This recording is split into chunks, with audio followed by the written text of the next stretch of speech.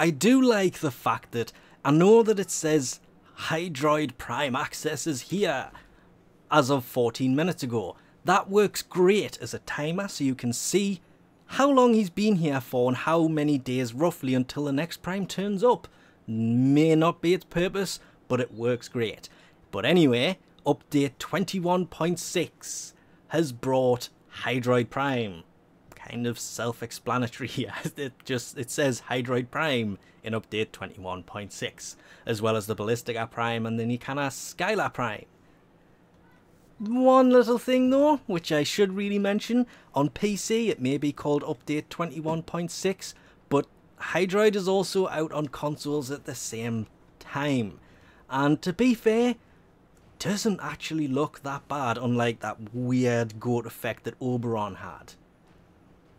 If I go to Prime Access down here, you can see him a little bit better, but you can see the accessories that come with the Prime accessory pack as well.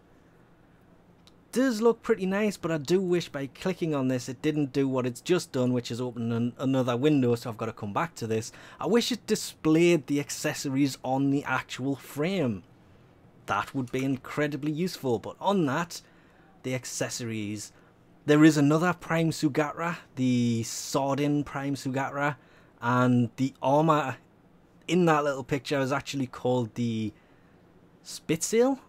It should be in here somewhere. I keep forgetting. They really do need to bring a new Arcwing suit to kind of level this out. But Hydroid Prime, stat-wise, 25 extra energy and 50 extra shields, because normal Hydroid has 200 armor, exactly the same. No, he's got 50 more armor because he's got 250 armor. How did I miss that one? That makes him actually a really tanky frame. The normal one has 125 energy, the Prime has 150, the health is exactly the same, 100 on each, but the shield on the normal one is 125, Prime 175.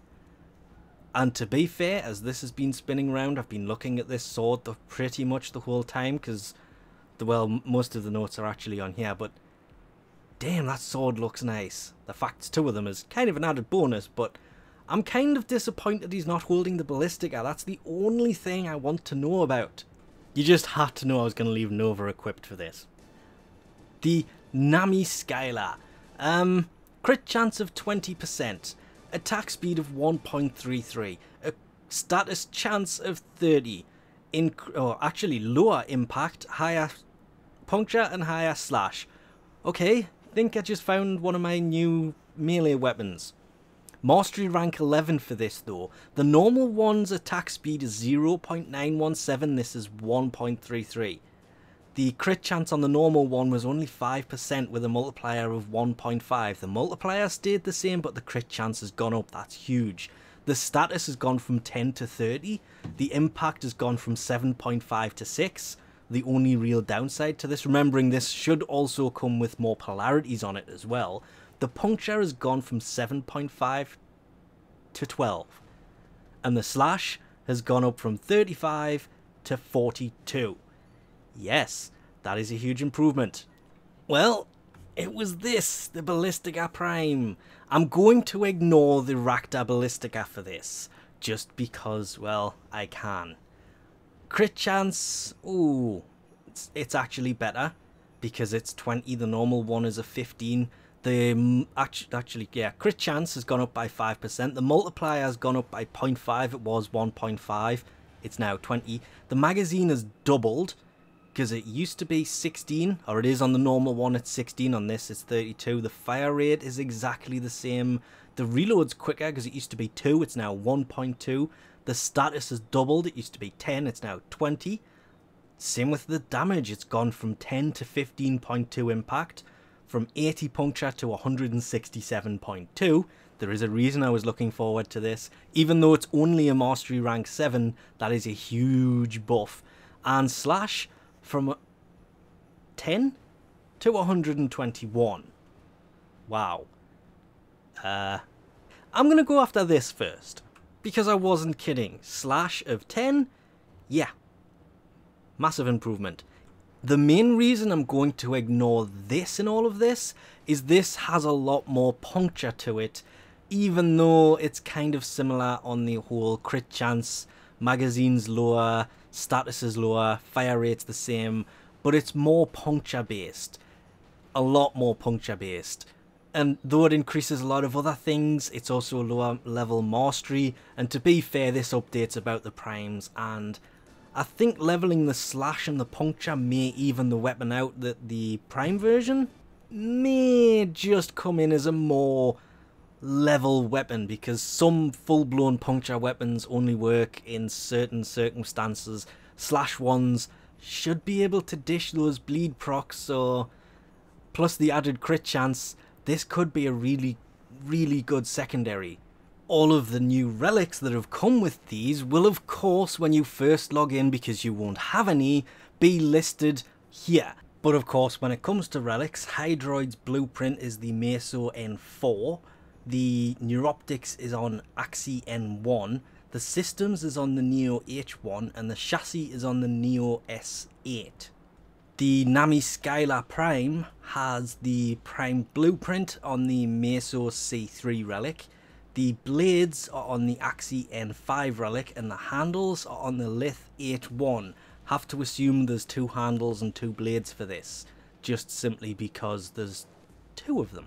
And the Ballistica, being a crossbow style thing, has the blueprint on the Lith B2, the upper limb on the Lith T1, the lower limb on the Axi V6, the string on the Meso G1, and the prime receiver on the Neo S7.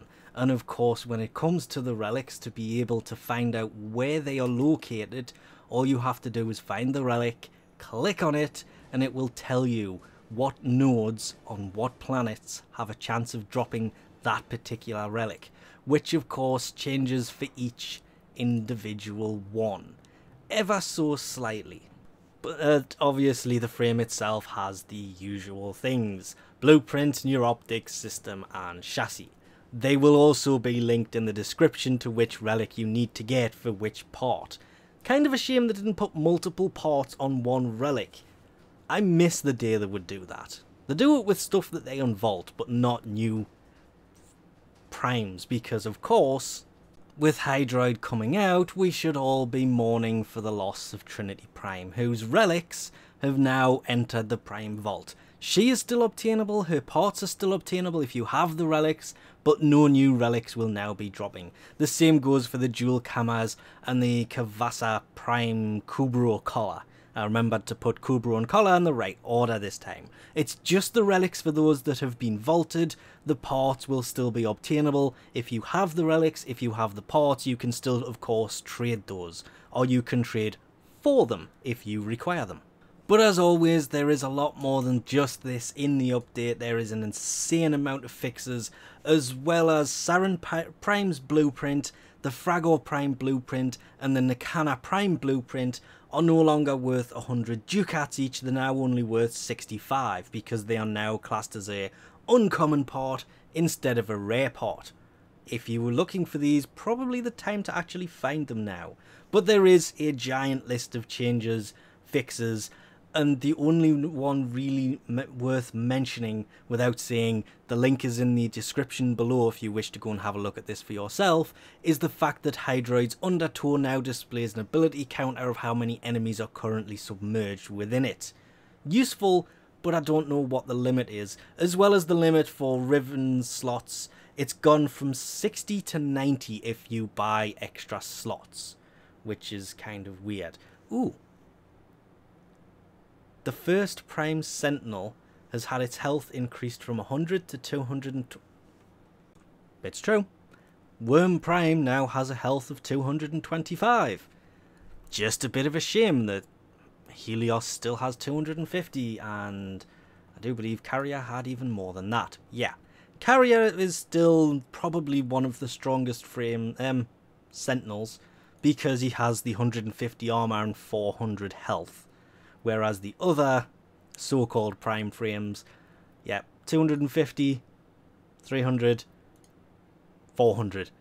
Carrier Prime definitely still the strongest, but it means at least Worm Prime is more survivable now. Anyway, we'll leave this off here for now. Thanks for watching, and I'll catch yous next time.